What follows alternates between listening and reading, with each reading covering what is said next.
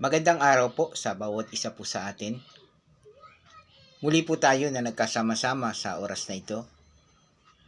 At nais ko pong ibahagi sa inyo ang salita ng Diyos na mababasa po natin sa banal na kasulatan. Ang Panginoon Hesus po yung tanging daan po natin patungo sa Ama upang magkaroon po tayo ng buhay na walang hanggan. Sabi po ng Roma 6:23, sapagkat ang kabayaran ng kasalanan ay kamatayan, ngunit ang libreng kaloob ng Diyos ay buhay na walang hanggan sa pamamagitan ni Kristo Jesus. Dito po sa talatang ito, malinaw po na sinasabi na ang tao daw po dapat ang magbayad ng kasalanan. Tayo po, sapagkat lahat po tayo ay nagkasala, sumatuwid lamang po na tayo po ay maparusahan dahil sa ating mga kasalanan.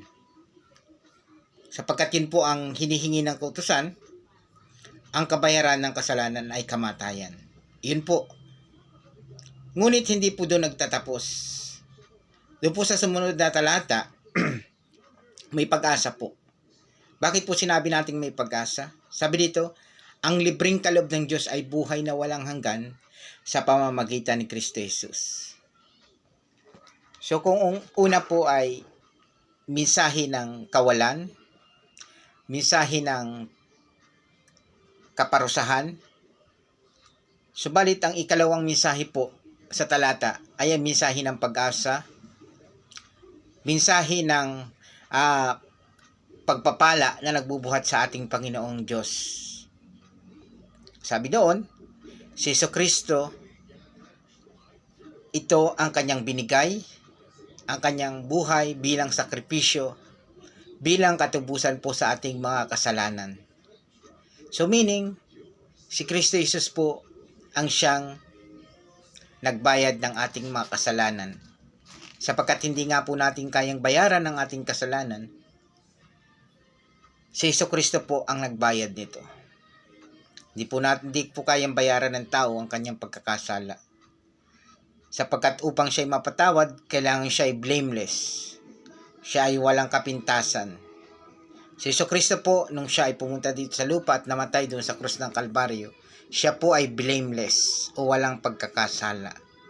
Sapagkat yun po ang hinihingi ng kautusan, ang makapagbabayad ng kasalanan ay yung taong walang kasalanan.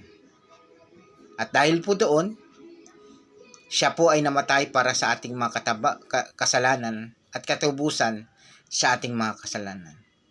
So, ibig sabihin po, ang Panginoong Jesucristo ang gumawa ng kaparaanan upang tayo po ay makatamo ng buhay na walang hanggan sa pamamagitan po iyon ng kanyang kamatayan doon sa krus ng Kalbaryo. Sabi nga po kanina, ang kabayaran ng kasalanan ay kamatayan, kailangan may mamatay para sa ating kasalanan. Iyon po ang dahilan kung bakit po ang Panginoong Jesucristo ay pumunta rito sa lupa.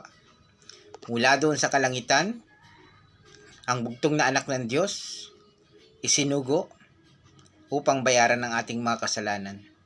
Yun po ang dahilan kung bakit po namatay ang Panginoong Hesus doon sa krus, upang bayaran yung ating mga kasalanan. Nararapat lamang po na tayong magbayad ng ating kasalanan, subalit ang talatang ito ay nagbibigay sa atin ng pag-asa. Ang salitang ngunit, ang ibig sabihin po, may ginawa ang Panginoong Hesus. Hindi pa po nagtatapos doon. Hopeless po sa una, pero may pag-asa po sa ikalawang kung ipagpapatuloy po natin ang pagbabasa ng talata. Sa pamamagitan ng Panginoong Jesucristo, ay maaari nating maranasan ang pag-ibig at magandang plano ng Diyos at ang buhay na walang hanggan.